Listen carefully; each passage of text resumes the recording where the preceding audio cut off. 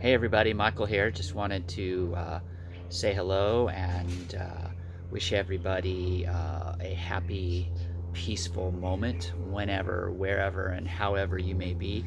I want to talk today about feelings and just provide a little bit of insight as far as how to navigate through this thing called life. Uh, what we tend to do more often than not as human beings is overthink things. Um, and we get confused, we get frustrated, and we get angry. And we try to understand why things are happening to us. Well, what I've come to realize is that um, each of us has a wonderful opportunity to live life. And if we start there, if we start with just simple appreciation, then what we can do is build on that. If we are unappreciative and we um, view our lives from a position of not having, then we um, feel a sense of disconnect. We feel uh, uh, we feel lost. We feel unworthy. We feel um, unloved.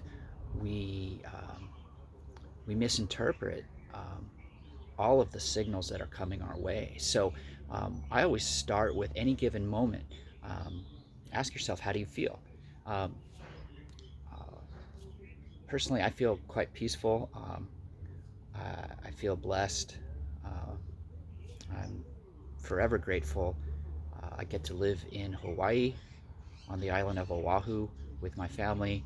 Um, I have a lovely wife, Tammy, a beautiful daughter, Sophia. I live with my in laws, Tommy and Caroline Rosas. And we have Miley, the dog, and Lucy, the cat. Um, can't really ask for anything more. What I like to do is always start with acknowledging what I have, and I just am simply grateful. Uh, Everybody has that opportunity. You look at where you are in life, and then you ask yourself, what do you have? Well, if you have a roof over your head and food to eat, um, and uh, a healthy body, then you have more than what most people have. So I like to always start there, and then build on it. So then, as we go through our life, as we navigate and we have these experiences, um, the experiences are meant for us to learn um, about ourselves and what we're willing to accept and how we view the world.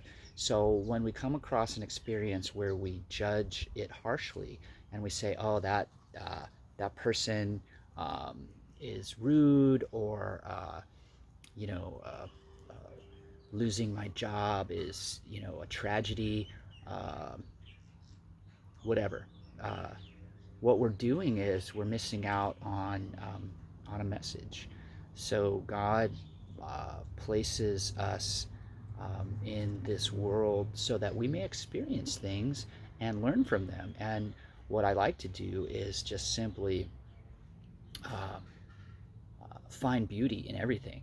So I recognize levels of friction, um, uh, minuscule amounts. Um, And what I do is I stop and then I examine what it is that I'm experiencing. And I find the beauty in it. And it's that simple. If we ignore that friction and we let it grow to various uh, stronger levels of friction, where we might even look at it as painful or irritating or frustrating or whatever, then what we'll do is create these thought forms. And again, they're judgmental ideas based on our previously held beliefs. So I like to catch myself when I do that. It's okay to ask God why things are happening. Asking questions is really the best way to continue the conversation, and you can become reconnected with God at your 0 point. Your soul, being a piece of God, is the direct conduit. And what you do is you just simply ask. You ask God to provide the insight. You ask what is the lesson that is being taught. Um, More often than not, what we're doing when we feel any level of pain or suffering or misery is that we are judging something harshly. But that judgment comes back to us, and we are then judging ourselves. And the feelings of shame or guilt or remorse or excuse me, or sneezing um, are reminders for us to become present. And as we become present, then we can breathe. We can uh, acknowledge that we don't just learn uh, visually and um, auditory. What we can do is um, we can smell, we can taste, we can touch, um, and then we can process all of those through our consciousness and just simply accept that um, all forms of energy are data transmissions. All of what's happening to us um, in very large amounts right now are downloads, downloads from the universe, from the source, from God. Uh, Now, if we have a belief that God does not exist, that's okay. We can still accept the transmissions just as pure forms of energy. We don't have to have a specific view of God in order for this to work. What we uh, what we're better served doing is just simply listening to our feelings and acknowledging that what it is that's happening is meant for us.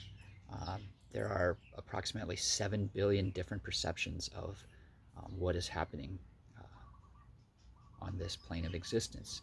And all 7 billion of these consciousnesses or realities absolutely coexist. And how do we know that? Well, because we're here. We're all here. We're all experiencing the same thing, but our view, our perception of that is unique to us. So, um, if you want to see the proof of God, um, the fact that you're alive right here, right now, talking about it is the proof.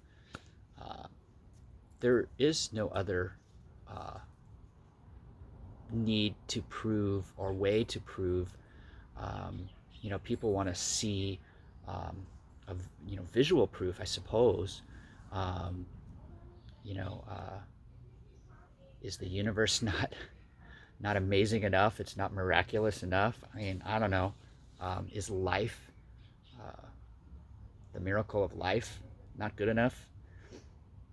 I don't know. It's good enough for me. So I feel like anybody that questions the existence of God, um, I mean, it's totally fine. God's not going to hold that against you, uh, but it will prevent you from feeling connected because you're denying truth. So the existence of anything um, is proven by the simple act of being aware of that and you're aware of it when you talk about it. So um, it's simple. So just go with the flow, listen to your feelings. Feelings don't lie. Um, the thought forms that are triggered by your feelings um, will be um, assumptions.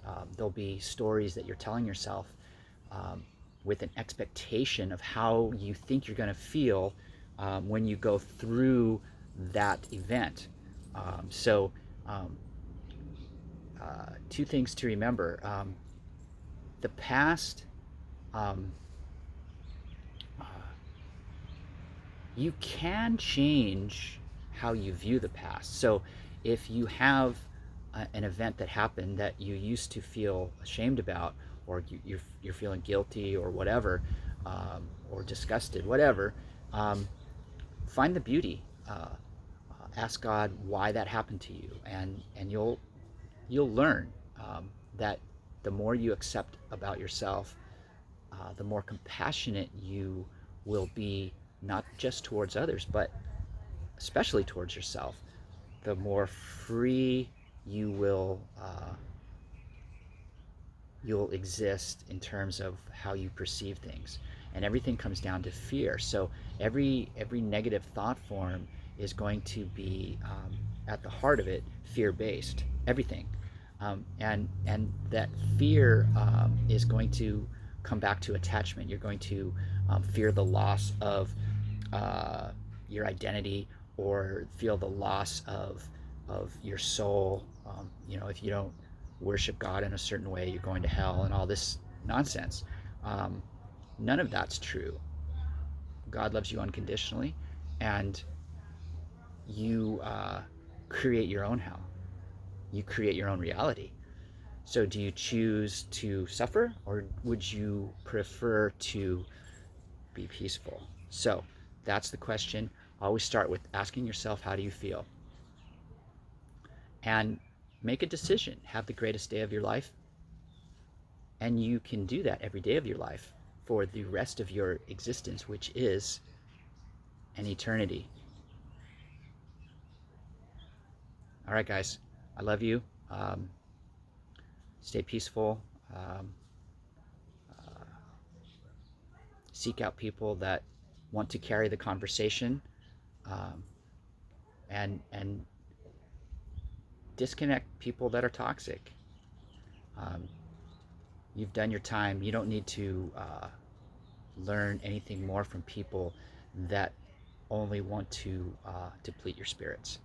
Um, the people that will inspire you and encourage you, those are the ones you will attract.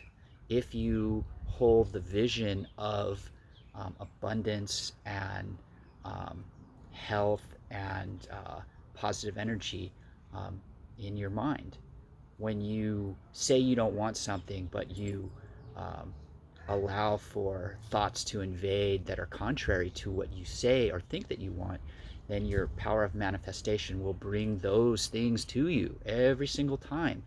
The power of manifestation is strong.